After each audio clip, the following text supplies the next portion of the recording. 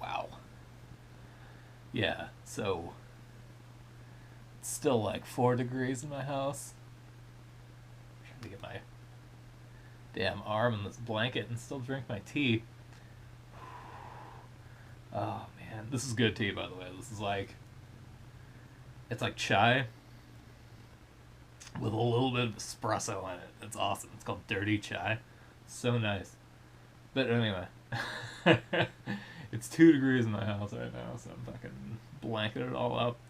I've been super lazy lately. I think it has something to do with like winter and snow. I think I might have that thing, that brain thing. You know what I mean? Uh, where you get bummed out and shit during the winter. You get all lazy and weird. Or is that like everyone? I don't know. I forget what it's called. Seasonal bummer problems. Seasonal pee baby. Se- Seasonal excuse to lay around wrapped up in a blanket and drink tea all day. But yeah, man. So I'm still talking about the Hateful Eight because I really like this movie. And you know, the other thing I published was super short because I just want people to go and watch it in the theater and have the same experience that I did, or a similar one. You know, nobody's ever gonna have the same experience watching the same movie, which is kind of one of the cool things about movies, right? They're all like a perceptual like thing that happens in your brain and stuff, so it's awesome. But oh, that's good, nice. But yeah. So yeah, like so the first video I published about this was like just a raw endorsement. You know what I mean? Pretty much. Super good film. I dug it, but I'd like to get into some of the reasons why I dug it. Like like a lot of the you know, like maybe some of the technical aspects and shit like that. First thing is it's well shot, right? Super good. And for that, I'm not like gonna give Tarantino all the credit, right? Because I can look up this dude's name. He's such a good cinematographer. But yeah, like, because apparently Quentin Tarantino he's not like a real camera-y director, I guess, according to like a lot of people I've talked to. He pretty much like he pretty much like frames the shot and like leaves everything else up to his cinematographer and just kind of worries about performances and shit like that. You know, like he's not a man who's super concerned with lighting and you know composition. Maybe composition a little bit because I guess he will like frame up his shit. But his cinematographer on this film and well, I think like his 4 subsequent films as well. Like yeah, since Kill Bill Volume 1, this guy Robert Richardson has been doing Tarantino projects, and he's just like a really fucking good cinematographer. He's got his shit together. As far as just like you know making things look pretty, you know, and interesting, and oh man, he did Natural Born Killers too. Like he's you know Wall Street, fuck Salvador. He did a lot of shit, but yeah, like he's super good at doing like the long takes and you know like framing everything up like really well and you know just kind of doing like subtle camera movements and like lighting is like his lighting's always like from you know like his previous films especially like his lighting is like a weird thing like particularly like Natural Born Killers and Bringing Out the Dead, the first Kill Bill, the first like Kill Bill Volume 1, and in Hateful Eight as well. He does like this he does this thing as I recall anyway with like motivated light that's not really motivated light. So like what motivated light is It's like you light the scene, so it looks like the light in the scene's coming from like a natural source. You know what I mean? So like they'll put up a ton of fucking like crazy cinema lights and whatever, like super bright lights, but they'll put them like in the window. You know what I mean? So it'll look like sun's like fucking coming through the window. Or they'll put it in like a fireplace or whatever, so it looks like shit's shooting out of the fireplace. You know, like places where light would be coming from in the like in the natural environment there.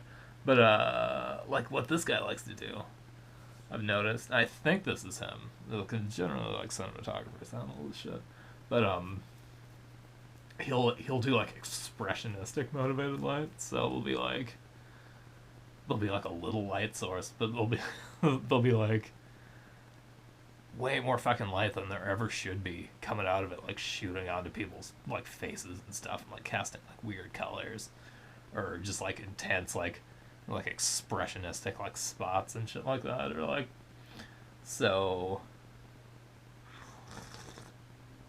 Oh man, I'm thinking like, well, like Natural Born Killers, they do it in that scene where they kill everyone in the diner. There's like all the lights like technically motivated light, but just does it in like this crazy fucking intense way. Same thing with Bringing Out the Dead, even though it's kind of like a more, it starts out as like a more naturalistic movie, but then like as like the night rolls on and Bringing Out the Dead, because like, what is it, Nicolas Cage is there for like 52 hours fucking around with being like a paramedic or whatever, and like it just gradually gets crazier as it's going on, so like he lights it like that, he lights it crazy like that. Same thing with Kill Bill Volume 1. I can't remember too much about Volume 2. Volume 1's actually like my favorite in that series, which is kind of like an unpopular opinion among people who like movies. You know what I mean? Like everybody goes with the part 2. I really don't know why. Because it's less cartoony. It's like still super cartoony, but it's like less than, I guess, and you know it has more to do with, I guess, like the kind of spaghetti western aesthetic and like the Sam Peckinpah kind of shit, like the,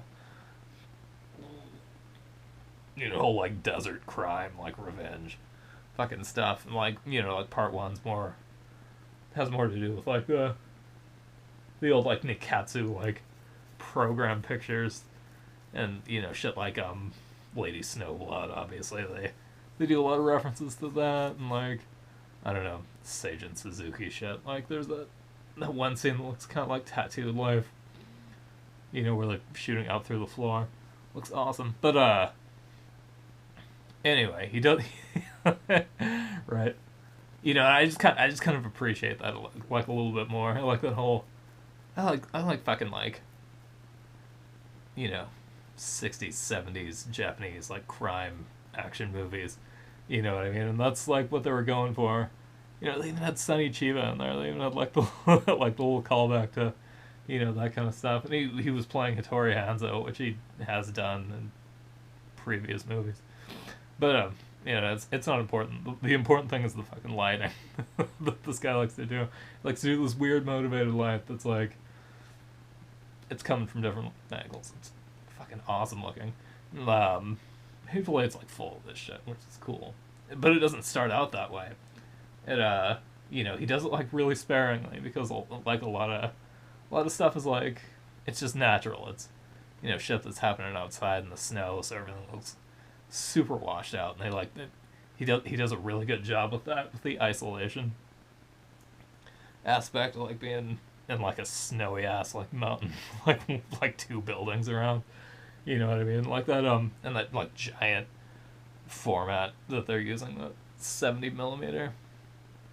You know, is really helping out with that as well, because it definitely, in like exteriors and establishing shots, it like, they definitely show like a certain like kind of vastness and like emptiness of like this kind of like frontier kind of a thing going on. But then when they get like into the cabin itself where shit happens, or whatever, the haberdashery, I guess, like it's like a hotel or some shit, I don't know where all that stuff goes down. But like once that goes down, like the characters in the film start to look like fucking like larger than, you know, normal, like, so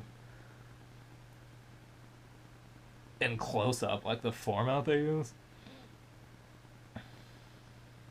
gives everything the aspect. I mean, just like fucking gigantic and awesome looking. Kind of reminded me of course, like old spaghetti westerns. Even though this movie's marketed like it's gonna be a spaghetti western, but it's definitely not at all. Like when you see the like the commercials and shit, you know, it's just a bunch of like horses riding around and people pointing guns and shit, and they got the Leone soundtrack going on. But it's not, you know, like when you actually see the movie, it has more in common with like horror films, which is crazy and awesome. It's got like the like kind of like the isolation aspect of like a lot of like horror films, like I'm thinking like The Thing or like Alien or whatever, where people like, you know, they're in a location, they can't fucking get away, a ton of crazy shit's going on, you know, and they gotta survive it. And like it's not really so much about getting anything done after a while. It's just about like, let's make it through the night and not be killed. You know what I mean? So, and it's weird to think about it like that way, but it's got a lot of genre conventions that are like really really tied to like, you know, like the horror like genre. It's got the isolation, it's got like the distrust, like the helplessness. You know what I mean? It's got the monster, which in the case of this movie is like everybody in the movie pretty much is like some kind of reflection on everyone else in the movie and how fucking like gnarly everybody is. Like what like nasty people they are. Like a lot of people are they're comparing this to 10 Little Indians, and I don't really know why. Well, like I kind of do. Like there's people in a house and there's murder, you know, and there's like distrust amongst people, but it's not really like that. I have a feeling like a lot of people compare a lot of shit to 10 Little Indians. Honestly, I have a feeling it's because they're trying to convince people to read books. You know what I mean? Even though 10 Little Indians is the name of the movie, you know, the movies plural that, you know, is based on like this Agatha Christie like book, which I can't remember the fucking name of it because I've never read it. I've seen like 3 of the adaptations of it to film, you know what I mean? And they're not really a whole lot like this. Like, if you're gonna compare this movie to anything, you gotta compare it to The Thing, right? And I don't think it's a ripoff either. It's not like a Thing ripoff, you know. That's another thing like people accuse Tarantino of all the time, is just being completely unoriginal, which is almost it's almost true. But I don't think he goes out to do it. I think he's just seen like a whole fucking lot of movies, and he really likes movies. So when he goes to make something up, there's just kind of like a giant fucking catalog of like films that are stuck in his subconscious, and they all just kind of come out, you know. So, and he might do like a little postmodern like referencing of shit occasionally, and you can definitely tell that he does because, you know, there's fucking movies like Reservoir Dogs where they talk about Pam Grier for like fucking like 20 minutes. Right? Or Inglourious Bastards is, you know, the namesake of a movie from the 70s, you know what I mean, about like World War II, you know. So like he does have like a little bit of that postmodernism going on, but I don't think, you know, the criticisms of him like just being like a complete plagiarist. Django is another one, of course, you know, Django Unchained. And there's like a whole series of fucking movies called Django, and like they even got the guy who plays Django in Django Unchained. You know, but I don't think he's really the rip-off artist that like critics of the guy say that he is. He just fucking likes movies, so he puts movie shit in his movies. Totally fine. But yeah, this movie's a lot like The Thing, though, right? Another aspect of like all the camera work going on here is, you know, like in The Thing, they they definitely go for the feeling of isolation within a group. You know what I mean? And they express it well with the camera. Like Tarantino and his guy Robertson. Fuck is this dude's name? I can never remember. I can honestly I can only remember Tarantino because we'll fucking talk about him all the time and his name's all over the movie. Robertson?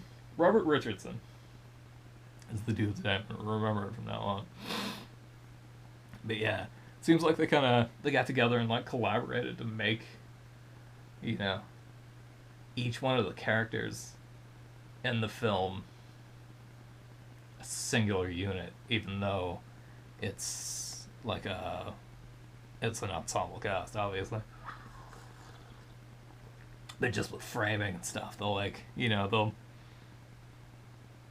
do super just like tight close-ups on people's shit, and like the way they shoot conversations, the way like often characters will be isolated within a like an architectural feature of the cabin. They'll be framed with something. It's kind of that's kind of like cinematic shorthand for like isolating fucking people.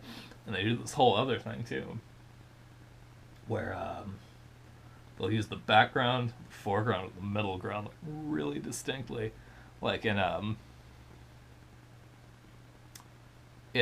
like the composition of the shot, almost to the point where, and like sometimes to the point where there's this one scene, right? Hopefully everybody's heard about this part in the movie where somebody poisons the fucking coffee, and like as a gambit to like kill everybody in the fucking building, right? So I'm not giving away too much. There's a part where somebody poisons the fucking coffee. Okay, and like during the scene,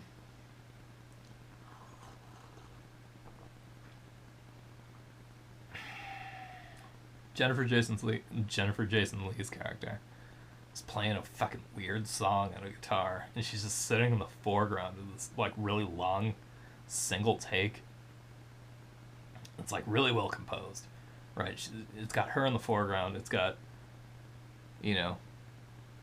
people in the background like doing shit with the coffee. You know what I mean? Like drinking it, or almost drinking it, or walking around, or poisoning it, doing a bunch of shit.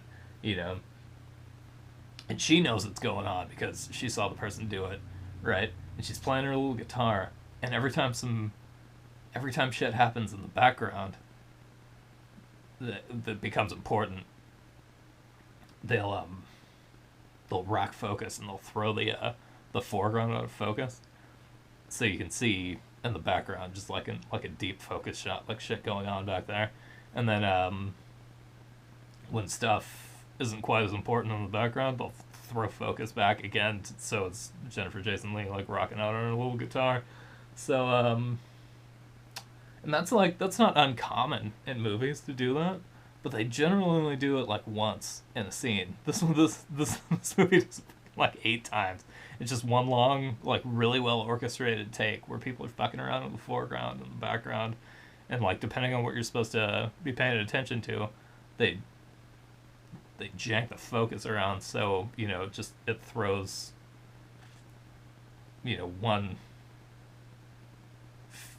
field of view, like either the foreground or the background, into this kind of like disarray. This it like obliterates like the focus on like one aspect of the frame, and then so you can do what you're doing in the back.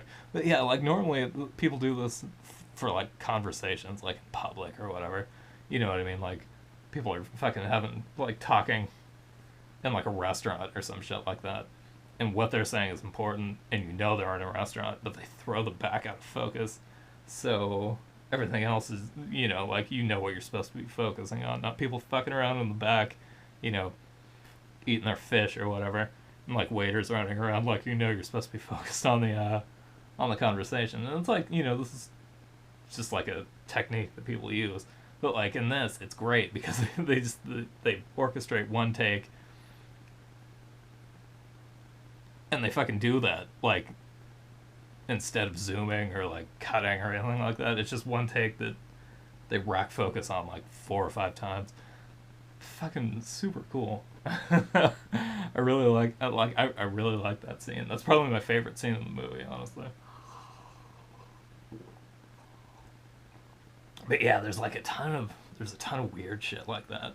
Like this movie's all about like long takes, which is kind of cool. It's not like solely long takes. It's not like a big giant just fucking like one take movie. It's no Birdman.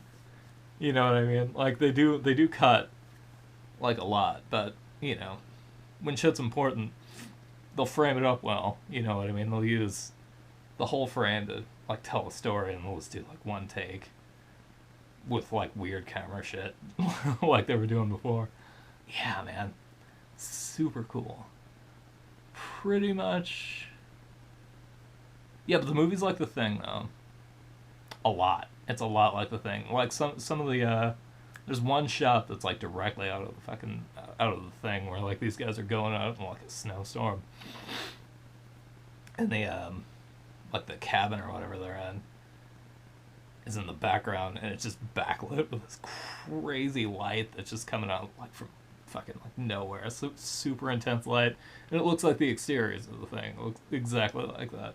There's this one. There's a point in the movie where like Samuel L. Jackson kind of captures everybody because he doesn't fucking like trust him and shit like that. And he holds him at gunpoint, and he does kind of go through like the Agatha Christie like Hercule Poirot accusatory scene. You know what I mean? Where he tries to like solve the crime and he like accuses the shit out of people. You know, but he's got him like all captured and weird and stuff. So it reminds me of that part in The Thing. Fucking Kurt Russell like captures everybody who's alive on that base and gives them all blood tests and shit to see who's got the thing in them. You know what I mean? Like this is like this, but it's, you know, it's more of a like a linguistic like test. You know what I mean? He's going through like all this kind of shit, but it's like the same scene. It feels like really similar, and like the tension, same. You know what I mean? But at the same time, it's not a ripoff. You know, it's fine. He's got it. Yeah, man. I'm trying to think of things that I didn't like about it.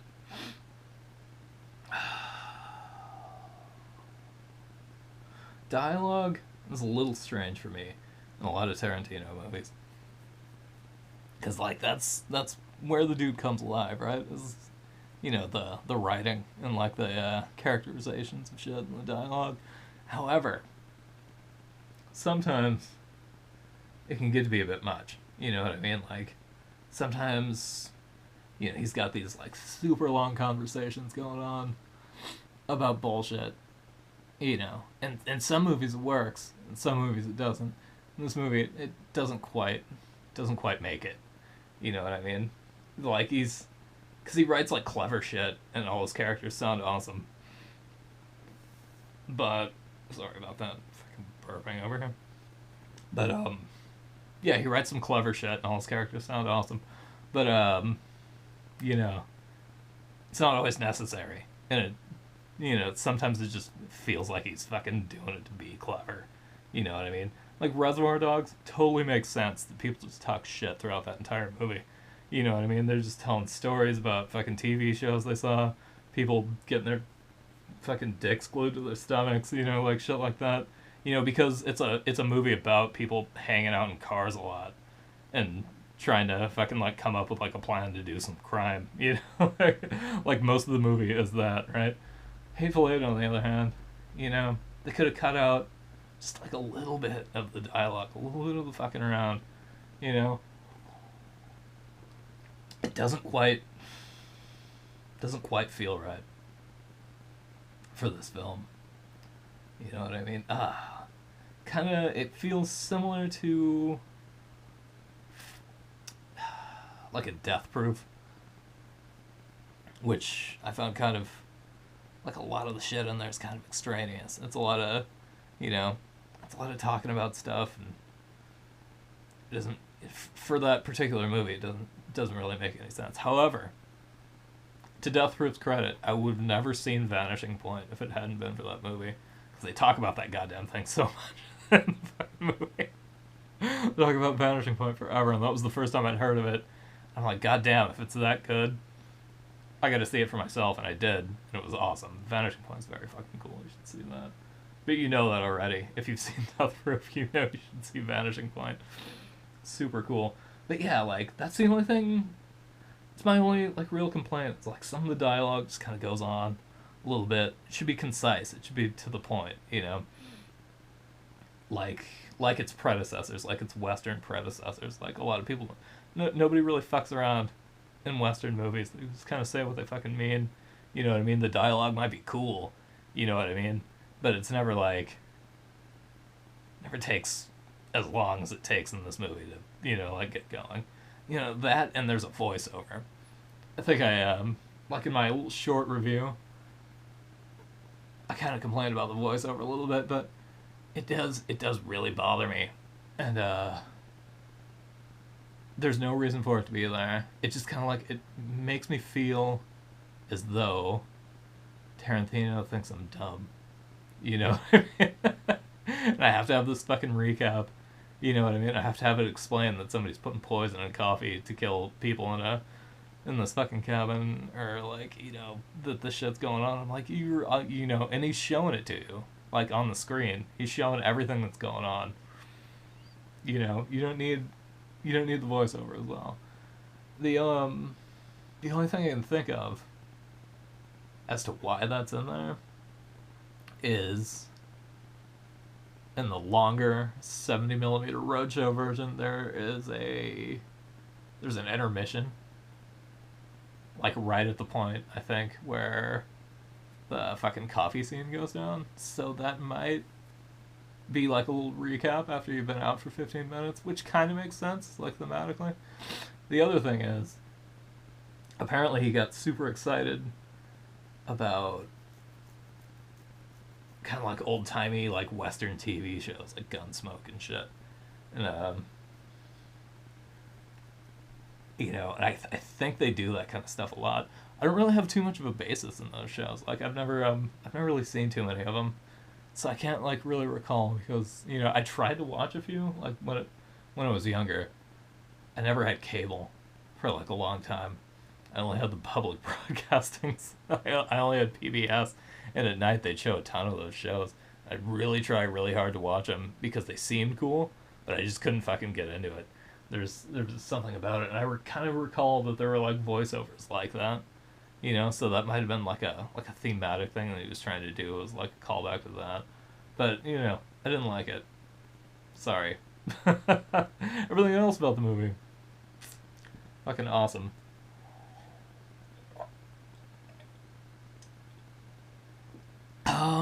Yeah, man, I'm looking at 28 minutes. Hopefully I talked about everything I wanted to, but, yeah, I think I'm done. So, official business. Right. So, I've got a Twitter you guys could follow easily. You know what I mean? I'll try to put the link to it, like, on my page, and you should, because, you know, I try to live tweet movies that I'm watching on TV sometimes. It often doesn't work out. You know what I mean? Because I just get into it and I, like, forget, and I'm not really, like, that funny spontaneously, or, you know, scripted either. So, but it's still fun. It's a good time, you know. My Twitter, you guys should fucking follow that if you want. It's I'll post a link. It's the Cool Shop Effect. It's the same as the title of the YouTube channel. You know, I've got an Instagram as well. It's Cool Shop Effect with a K. It's KOOL, because I don't know what happened. I don't think my Twitter was originally going to be tied to this. Yeah, because I rarely use it. Or wait, no, not my Twitter, my fucking Instagram. Yeah, like, sometimes I'll post shit, like movie stuff on there, if you want to go check that out. But yeah, you know, if you want to talk any more about this, feel free to fucking leave a comment, you know what I mean? Like it, dislike it, any kind of advice would be awesome, you know what I mean? Anything you want to do, anything you want to say in the comments, If you want to follow me, that would be cool. I wouldn't mind that. I wouldn't mind some more subscribers. You know, that'd be all right.